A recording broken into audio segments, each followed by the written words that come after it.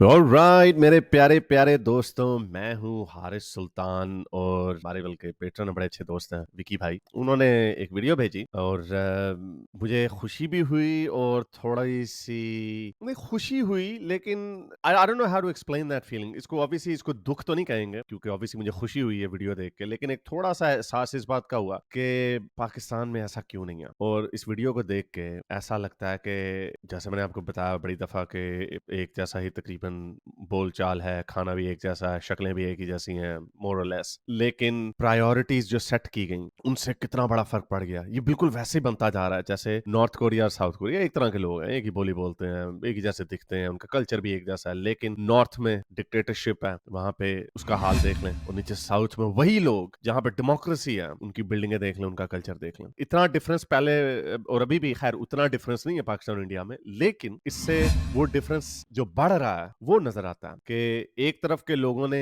क्या फैसला किया, अपनी प्रायोरिटीज क्या रखी, और दूसरी तरफ के लोगों ने अपनी प्रायोरिटीज क्या रखी। इंडिया इवॉल्व होता गया क्योंकि हम गोरों का लेफ्ट ओवर हमें देखे गए, तो हमारी स्टार्ट जो थी वो तकरीबन एक ही जैसी थी। गोरे का लॉ था, वही ब्यूरोक्रेसी का स्ट्रक्चर दिया था, वही आर्मी का स्ट्रक्चर दिया था, और जो लीडरशिप थी वहां से थोड़ा फर्क पड़ गया क्योंकि चले अब उसमें क्या जली कटी सुनानी, लेकिन जैसा भी है तो अपना ही। लेकिन फिर उसके बाद हमने अपनी तालीम के साथ क्या किया, उसके बाद हमने अपने सॉफ्ट कल्चर के साथ क्या किया, और उसके बाद हमने फिर जो दुश्मनी पाली उसके नतीजे में उसके पॉलिटिकल रेपरकशंस क्या निकले। उसके पॉलिटिकल रेपरकशंस ये निकले कि एक इदारा सब पे भारी हो गया। और ये वीडियो खैर उनके हवाले से नहीं है, लेकिन ये वीडियो मैं आपको दिखाता हूँ कि एक इंडियन बच्चे से सवाल पूछा गया, छोटा सा बच्चा, 9-10 साल का बच्चा, और वो ऐसे बात कर रहा है जैसे, अगेन ये मैं आपको इस बच्चे की तारीफ नहीं करूंगा यहाँ पे, बच्चे की तो चले, जो भी बच्चा मेरे ख्याल 9-10 साल का ही होगा उसको क्या पता होगा, लेकिन इससे ये साबित होता है कि जो एजुकेशन सिस्टम इंडिया में लाया जा रहा है, बच्चों को पढ़ाया जा रहा है, उससे उनकी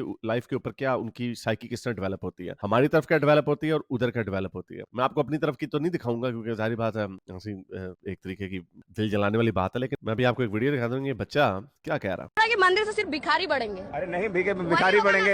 अगर स्कूल बनता, वही कोई विद्यालय बनता तो वैज्ञानिक बढ़ते। मंदिर नहीं जाते, स्कूल जाते हैं। स्कूल जाते हैं, आप पढ़े हैं? जी पढ़े हैं। आप क्या बनेंगे बड़े होके? सर IAS, यूपीएससी की तैयारी करेंगे। यूपीएससी की तैयारी करेंगे। हाँ। फिर विद्यालय जरूरी है, मंदिर जरूरी है। विद्यालय जरूरी है। सारे देश तो सुबह सुबह लोटा लेके चले जाते हैं और बोलते हैं कि भगवान हमारी मनोकामना पूरी कर दो, सूर्य देव को जल चढ़ा हम देते नहीं हैं। जाते ना, बेवकूफ है ना सर। और हम मंदिर नहीं जाएंगे, हम अपने माँ बाप से अब स्कूल जाएंगे, पढ़ेंगे, तब कि भगवान हमको ज्ञान ला कर देंगे। क्यों मरे आप? भगवान हमको सर 13 साल 13 साल का बच्चा। और again no disrespect to any other religion, जिसने जिसे जाना, लेकिन इससे ये पता चलता है कि उस बच्चे को जो पढ़ाया जा रहा है कि भाई पढ़ोगे लिखोगे तो फिर ही बड़े होगे।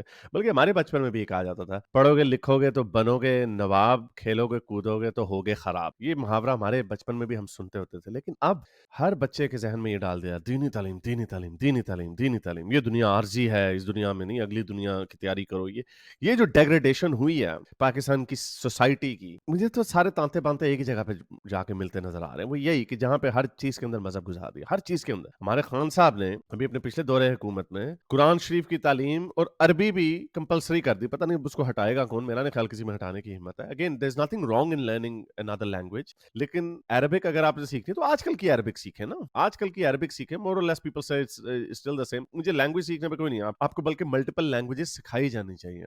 इंग्लिश के ऊपर सबसे ज्यादा फोकस होना चाहिए, फिर उसके बाद बाहर के मुल्कों में सारे लोग, ये यूरोप के जो जितने भी लोग होते हैं वो 2-2 3-3 ज़बानें बोलते हैं, क्योंकि पॉलीग्लॉट होना, ज़्यादा ज़बानें बोलना, इससे आपका मैं हमेशा ये कहता हूँ कि जब आप बाहर जाते हैं तो ट्रैवल करते हैं तो आपका दिमाग खुलता है, आप लोगों के कल्चर्स को देखते हैं। लेकिन अगर आपको उनकी ज़बान भी आती है तो फिर जिस तरह वो बंदा समझेगा जिसको उसकी ज़बान आती है, थोड़ी बहुत ही चाहे वो टूटी फूटी हो जैसी भी हो, वो ज़्यादा बेहतर है। लेकिन हमारा जो तालीम का निज़ाम है अभी इधर, मुझे नहीं पता इंडिया में overall they must be doing something right जो इतनी man power, skilled man power export करते हैं। 13 साल में इतना ज्ञान काहे ले लिया भैया? सर स्कूल गए तब से ले लिए ना। अच्छा, और मंदिर जाते थे क्या हो जाते? मंदिर जाते तो हम वही फिर मांगना पड़ता हमको, भैया दे दो, हमको इधर दे दो, भैया 2 रुपए दे दो, 4 रुपए दे दो, यही मांगना पड़ता। सरकार आपका कितना ध्यान रखती है? आपको मिड डे मील देती है, आपको खाने को देती है? क्या देती है सर? 5 किलो में कितना दिन खाएंगे हम?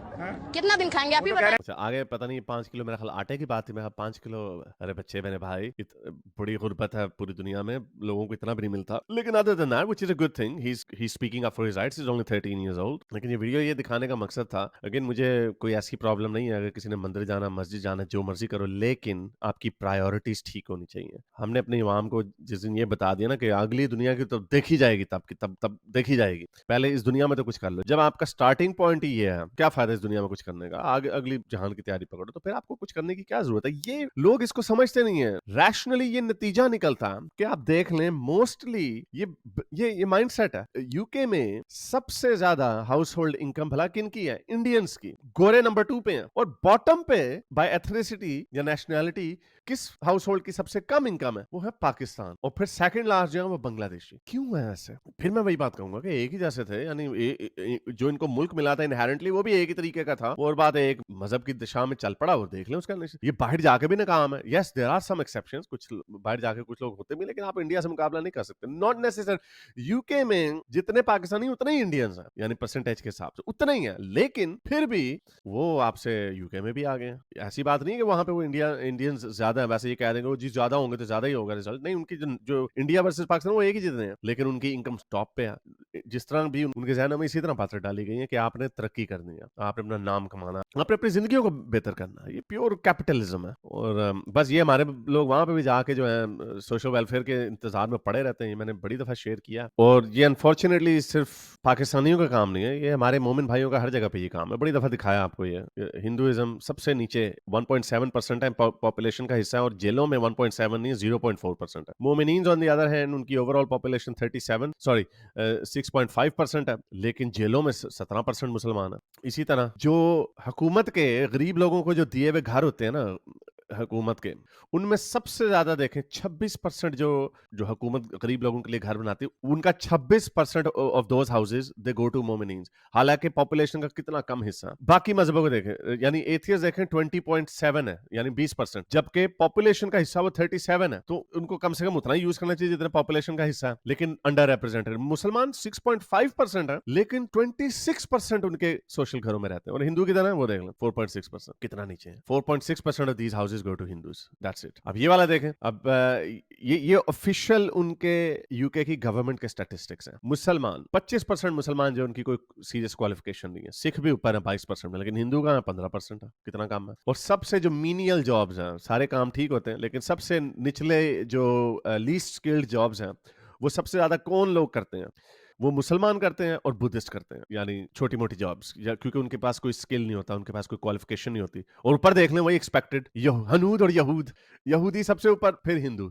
ये भी दिखाया पहले, उसी तरह का मिलता जुलता है कि अगर आप मुसलमान हैं तो जो गरीब लोगों के लिए घर बनाए होते हैं ना, उसका बेनिफिशियरी इस परसेंटेज के साथ सबसे ज्यादा मुसलमान है। अच्छा, अब ये देखें ओवरऑल जो परसेंटेज है लोगों की जो एम्प्लॉयड है, वो कौन है? सबसे ज्यादा क्रिश्चियंस लोग एम्प्लॉयड है 60%, हिंदूज भी उतना ही एम्प्लॉयड है 61%, और मुसलमान कितने हैं? 40%। सिर्फ 40% मुसलमान काम करते हैं।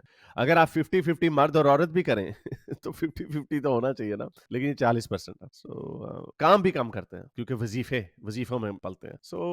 ये अनफॉर्चुनेटली माइंडसेट ये अक्कासी करता है इस माइंडसेट की। I have to give a disclaimer के ये जो अमेरिका में जो इनकी डेमोग्राफिक्स है वो थोड़ी बेहतर है, क्योंकि उसकी वजह ये है कि अमेरिका में जो लोग जो पाकिस्तानी वगैरह गए वो पढ़े लिखे गए, वो पहले से ही क्वालिफाइड गए। लेकिन प्रॉब्लम ये है कि ये भी चार्ट जो है आहिस्ता आहिस्ता अमेरिका में भी कंडीशन बुरी ही होगी, अनलेस के ये अपनी प्रायोरिटीज को चेंज करें। अमेरिका में भी जो इनकी जो सेकंड और थर्ड जनरेशन अमेरिकन है, हु नोज, क्या वो भी इंग्लैंड की सेकंड और थर्ड जनरेशन की तरह निकल आएंगे? अगर ये यही चीजें बेचते रहे ना कि इस्लाम इस्लाम इस्लाम, इस दुनिया की खैर, अगली दुनिया की तैयारी करो, तो वहां पे भी यही हाल होगा।